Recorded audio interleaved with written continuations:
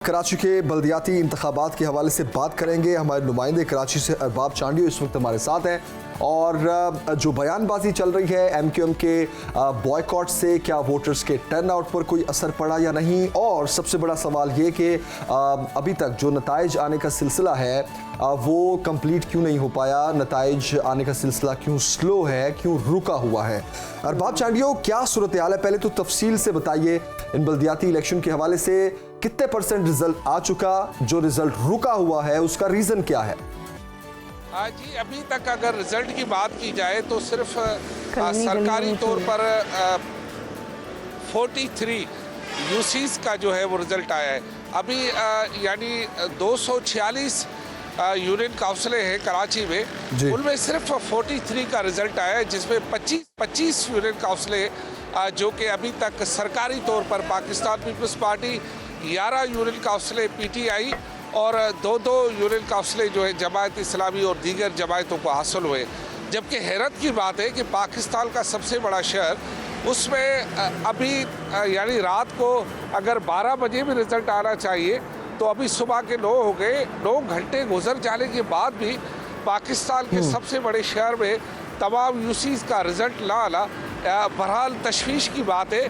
मामला कहाँ रुका हुआ है, इलेक्शन कमीशन की नाअहली है या कहीं सिस्टम की नाअहली है, मामला यही मामला होता है। इससे ये होता है कि जो सियासी जमातें उनमें तशवीश की लहर दौड़ जाती है कि आखिर हुआ क्या, क्योंकि रात गए तमाम सियासी जमातें खुद बशमूल पीपल्स पार्टी ये मुतालबा करती रही है, वज़ीर आला करता रहा है कि भाई जो रिज़ल्ट रुके हुए हैं उन्हें आप जारी कर दें। अब इलेक्शन कमीशन को किसका इंतज़ार है, किसके अहकामात का इंतज़ार है? और पता है क्या होता है, अवाम तो अपना वोट दे जाता है, सियासी जमातें इलेक्शन लड़ जाती है, लेकिन जहां इलेक्शन कमीशन इस तरह के हरबे इस्तेमाल करती है, इससे शकूक और शुबात पैदा होते हैं, जिससे इलेक्शनों पर सवालात उठ जाते हैं और फिर वो इलेक्शन भले 5 साल तक कोई भी मेयर बन जाए, उस पर फिर सवाल रहता है कि भाई आप तो रुके हुए इलेक्शनों में आ गए, जैसे कि एमक्यूएम कह रही है कि ये मेयर हमने खैरात में दे दिया। तो इस तरह की सवालात उठ जाते हैं। बहरहाल अभी तक पीपल्स पार्टी नंबर 1 है, पीटीआई नंबर 2 है और बाकी जमातें नंबर 3 और 4 पर है। जी अरबाब, हंगामी मरासला तो इलेक्शन कमीशन ने जारी किया है, लेकिन अमला क्यों रिजल्ट्स नहीं दे पा रहा? आपके ख्याल में चूंकि आप वहाँ पर मौजूद हैं, ऑन ग्राउंड रियलिटीज़ क्या है, क्यों रिजल्ट रुका हुआ है? हकीकत बताऊं सुखेरा साहब जनाब, कि पाकिस्तान की तारीख में पहली मर्तबा ऐसा हुआ है, आपने मिसिंग पीपल सुना होगा ना, ये मिसिंग रिजल्ट्स हो गए, लोग गायब हो जाते। नहीं, आपने कभी जो प्रिजाइडिंग ऑफिसर मिसिंग सुने? यानी प्रिजाइडिंग ऑफिसर गुम हो जाए, वो अपनी पोलिंग पर पहुंचे ही ना।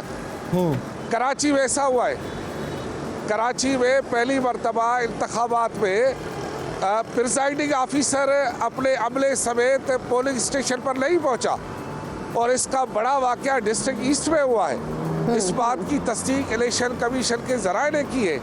वो हुआ क्या कि यहाँ इलेक्शन का माहौल बना ही नहीं था, वोटर समेत उम्मीदवारों को भी ये पता नहीं था इलेक्शन होंगे या नहीं होंगे। रात को 12 बजे क्लियर हुआ कि हाँ भाई एमक्यूएम ने बायकॉट कर दिया, अब इलेक्शन होंगे। इस तरह जो प्रिजाइडिंग ऑफिसर था वो भी गुम हो गया, उसने अपने नंबर बंद कर दिए। जब तक प्रिजाइडिंग ऑफिसर नहीं होगा तो इलेक्शन कैसे होंगे, अमला कैसे आएगा?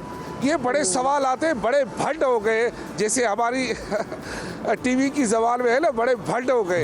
इस इलेक्शन में बड़े भंड हो गए और वो भंड जो है जैसे नज़र आएंगे ना तो आपको हैरत तक इंकशाफात हो जाएंगे। लेकिन अभी हम इसलिए नहीं बता रहे ताकि इलेक्शन कमीशन साहब नाराज़ ना हो जाए, वो कहेंगे आपने हमारे भंड पहले से ही बता दिए। बहरहाल अरबाब चांडियो, आपने ये जो भंड है, टीवी की जुबान वाले भंड की तो समझ आती है, उस पर माजरत कर लेते हैं और बात आगे बढ़ जाती है, लेकिन ये ऐसे भंड हैं जो अवाम के सामने शो होने के बाद ये लोग एक्सपोज हो रहे हैं। तो जब भी प्रिजाइडिंग ऑफिसर्स का गायब होना हमने 2018 के इलेक्शन में भी देखा, इससे पहले भी इक्का दुक्का वाक़यात होते थे, लेकिन ये अब मामूल बन गया है। तो इलेक्शन कमीशन भी उस पर कोई नोटिस नहीं ले रहा, हंगामी मरासला जारी कर दिया। तो क्या टैंपरिंग हो रही है, क्या रिजल्ट्स चेंज हो रहे हैं? देखिए, रिजल्ट चेंज नहीं होंगे, चलो हम इस पे कह भी दें उन पे कि रिजल्ट चेंज नहीं हो, लेकिन रिजल्ट का देर से आना खुद एक इस बात की अलामत है कि टेम्परिंग भी हो सकती है। हाँ, हो रही है, चलो मैंने बता दिया आपको, हो रही है। मैं आपको चलो खबर दे रहा हूँ, टेम्परिंग हो रही है। तो फिर कैसे हो रही है मैं आपको बताऊँ। जहाँ जी जी जी जी देखिए, जिसको अख्तियार होता है वही मुख्तियार होता है। आपके पास इस वक्त प्रोग्राम चलाने का अख्तियार है और प्रोड्यूसर आपको हिदायत जो करता है वही सुनते हैं ना आप, अपनी तो नहीं चलाते। तो जो पीछे से आवाज़ें आ रही है इलेक्शन कमीशन को, मैं आपको सच्ची बात बता रहा हूँ, हल्फिया बता रहा हूँ कि 100-200 वोटों में टेम्परिंग हो रही है। जो लोग 100-200 वोटों में हार रहे हैं उनमें उनकी टेम्परिंग हो रही है। ये मेरी गुनाहगार कानों ने सुना है कि इसको यूं कर दो, उसको यूं कर दो, ये टेम्परिंग हो रही है। ठीक हो गया। टेम्परिंग के नतीजे में जी अरबाब चांडियो, अब तक के नताइज के मुताबिक बताइएगा कौन सी पार्टी आपको बहुत मजबूत नजर आ रही है? और फिर एमक्यूएम की जानिब से कहा जा रहा था कि जो है वो नताइज को चैलेंज कर दिया जाएगा और टर्न आउट की भी उन्होंने बात की कि कम रहा। आपको क्या लगता है कि इन सब चीज़ों का इलेक्शन पर क्या असरात जो है वो मुरतब होंगे? इलेक्शन पर असरात हो गए ना मरतब। एमक्यूएम चली गई, टर्न आउट कम हो गया, पीपल्स पार्टी तकरीबन जीत रही है। पीपल्स पार्टी का जो दावा था कि वो अपना कराची का मेयर लाएगी, पीडीएम का मेयर लाएगी, वो तकरीबन अपना मेयर ले आएगी। जिस तरह के हालात बन रहे हैं उससे यही लग रहा है कि पीपल्स पार्टी अपना मेयर ले आएगी। टर्न आउट कम था, देहात में ज़्यादा था, शहरों में कम था। जमात इस्लामी का मेयर अब आना ज़रा सा मुश्किल हो गया है क्योंकि जो सरकारी नताज आ रहे उसमें जमात इस्लामी बहुत पीछे। तो लग ऐसा रहा है कि ये इलेक्शन जो है ना होते भी हो गए, शहरियों को पता ही नहीं कि इलेक्शन हो गया है। बिल्कुल। यानी मैं यहाँ खड़ा हूँ, किसी को पता ही नहीं है कि भाई इलेक्शन हो गया है। ऐसा लग रहा है मैंने भी इलेक्शन कवर नहीं किया, सिर्फ रात को 3 बजे तक जागा हूँ, बाकी ये पता ही नहीं चल रहा कि इलेक्शन हो गया और लोगों ने वोट भी दिया होगा और शायद दिया भी होगा, वो वोट कहाँ किस तरह होगा। लेकिन ये इलेक्शन बहरहाल इलेक्शन ये अपनी जो भी मेयर आएगा अपनी मुद्दत तक इंतहाई सवालात के साथ जाएगा। 5 साल भी उस पर सवाल होंगे कि भाई आप जीते कैसे। बिल्कुल, लेकिन अरबाब अली चांडियो, आपके ख्याल में अब देखिए वो सवाल तो होंगे, बिल्कुल उठेंगे, और 2 सवाल बड़े अहम हैं कि एक तो आपने जिस तरह बताया कि रिजल्ट्स रुका हुआ है, टैंपरिंग और नताइज का चेंज होना, तो आपके ख्याल में कौन सी पार्टी का पलड़ा भारी था जिसको अब चेंज किया जा रहा है? और दूसरी बात ये कि ये नताइज आने के बाद इसको मानेगा कौन? अगर इसके खिलाफ दीगर जमातें एहतजाज करती हैं या इन रिजल्ट्स को मानती ही नहीं, तो क्या आपको लगता है फिर भी ज़ोर ज़बरदस्ती सारा सेटअप बन जाएगा और बल्दियाती इख्तियारात जो हैं वो भी सारे मिल जाएंगे लोगों को? आपको सब ये हकीकत में होता हुआ नज़र आ रहा है?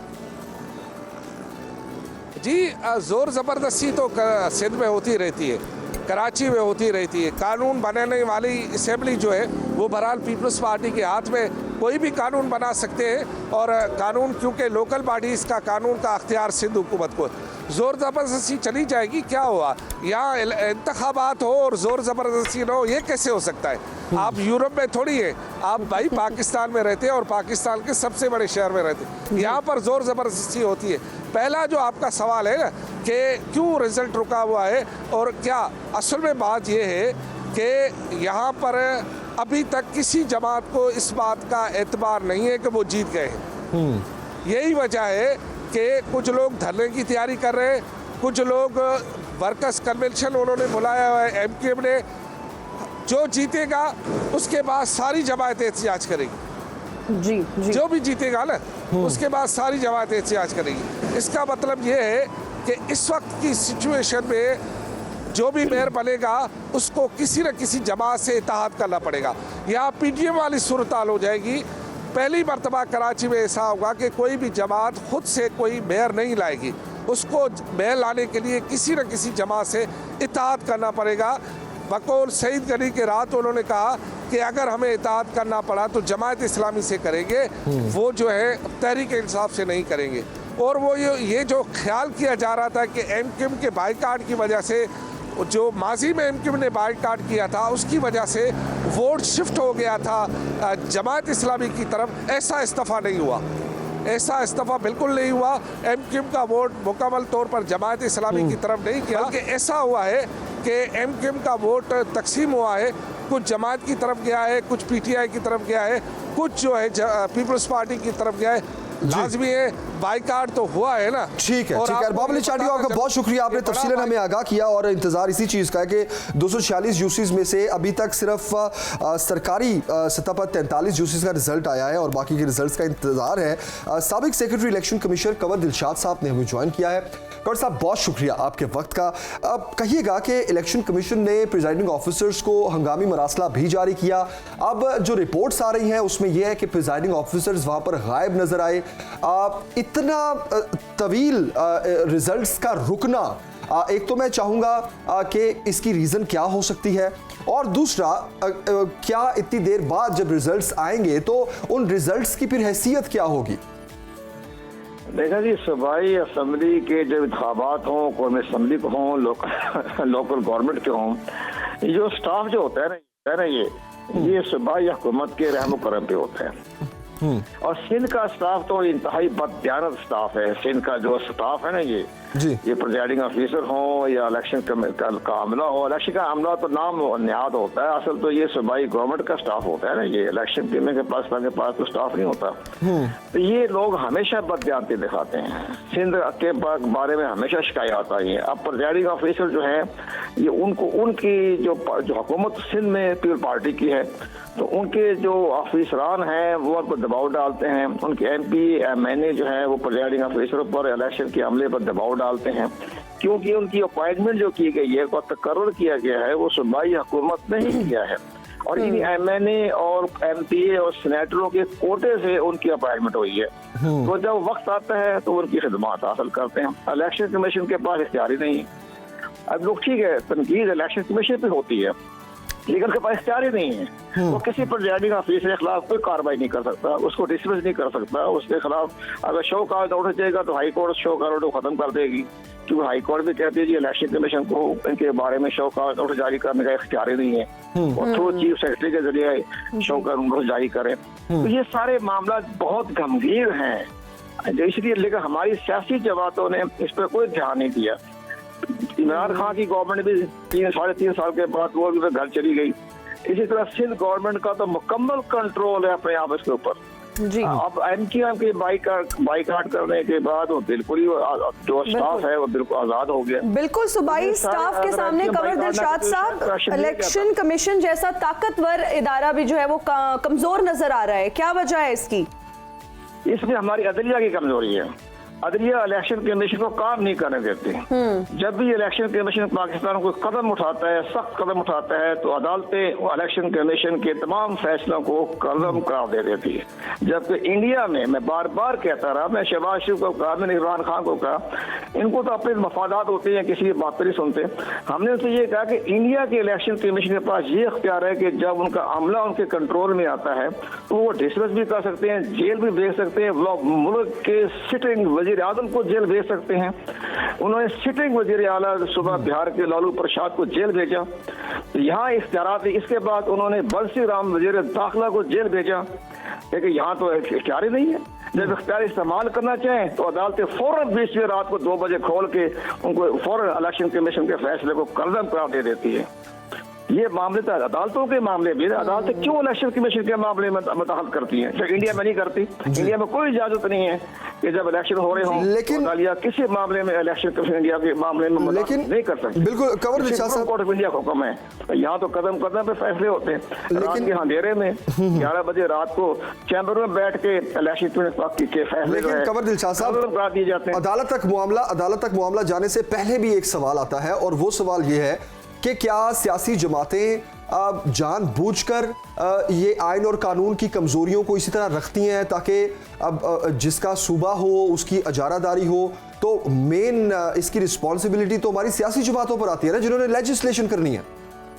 बिल्कुल दुरुस्त फरमाया आपने। इसमें यह है कि कोई कानून साजी नहीं की गई, कोई लेजिस्लेशन नहीं की गई, कोई इलेक्शन कमीशन में इख्तियारात नहीं दिए गए।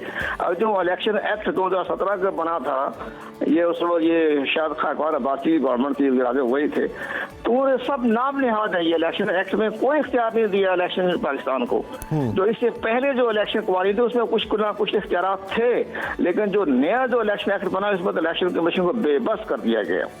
इसी तरह के कोई इख्तियार नहीं है। यहाँ तक कि अब तो इमरान खान ने चैलेंज ही कर दिया कि हमें कंटेम्प्ट का नोटिस नहीं दे सकते, तो ये भी खत्म कर दिया। वो भी हाई कोर्ट में केस चल रहा है, इस्लामाबाद हाई कोर्ट में 6 महीने हो गया, फैसला नहीं हो रहा कि इलेक्शन कमीशन कंटेम्प्ट का नोटिस दे सकता है कि नहीं दे सकता। जब आप किसी को कंटेम्प्ट का नोटिस ही नहीं दे सकते तो इलेक्शन कमीशन क्या काम करेगा? मैं तो बात करूंगा कल चीफ इलेक्शन कमीशन से कि आप इलेक्शन से बाइकाट खत्म कर दें। और जिस तरह सियासी जमातें बाइकाट कर रही हैं तो आप भी बाइकाट कर दी, हमने इलेक्शन नहीं करवाना, मतलब अपना खुद ही कराओ, जब अपने घर बैठ के जाके। सही सही। कमर दिलशाद साहब, बहुत शुक्रिया आपके वक्त का। और ये बात आइन और कानून की जो कमज़ोरी है और इख्तियारात का ना होना, ये एक बड़ी वजह बनता है इस तरह के जब मामलात सामने आते हैं, जिसमें सबसे बड़ा मामला ये है कि इलेक्शंस के जो रिजल्ट्स हैं इंतखाबात के, वो लेट होना शुरू हो जाते हैं। और उसके बाद जितनी भी कार्रवाई होती है उसमें हम देखते हैं कि फिर अदालतों का रुख किया जाता है और अदालतों पर इसके फैसले छोड़ दिए जाते हैं। हालांकि लेजिस्लेशन करना हमारी सियासी जमातों की जिम्मेदारी है कि वो कौमी असम्बली में, सूबाई असम्बलियों में बैठकर एक दूसरे पर इल्ज़ाम तराशी और बयानबाजी से बेहतर यह है कि वो लेजिस्लेशन की तरफ तवज्जो दें। लेकिन बहुत स्ट्रेंज है ये हिना। एक आखिरी कमेंट करने के बाद हम ब्रेक की तरफ जाएंगे। पीपल्स पार्टी JUI से इत्तेहाद कर सकती है, MQM PSP MQM में जम हो सकती है, PTI का काफ लीग के साथ इत्तेहाद है, और सबसे बड़ी एग्जाम्पल पाकिस्तान की तारीख की सबसे बड़ी एग्जाम्पल इस वक्त जो इत्तेहादी हुकूमत है, PDM जिसको कहते हैं, जिसमें पीपल्स पार्टी है, नून लीग है। आप देखें कि इतने इत्तेहाद हो सकते हैं अगर, और आइन और कानून में इतनी कमजोरियां छोड़ी जा सकती हैं, तो इसका मतलब ये है कि ये सियासतदान मिल के अवाम को बेवकूफ़ बनाते हैं। और ये बात मैं बार बार कहता रहूँगा। बिल्कुल।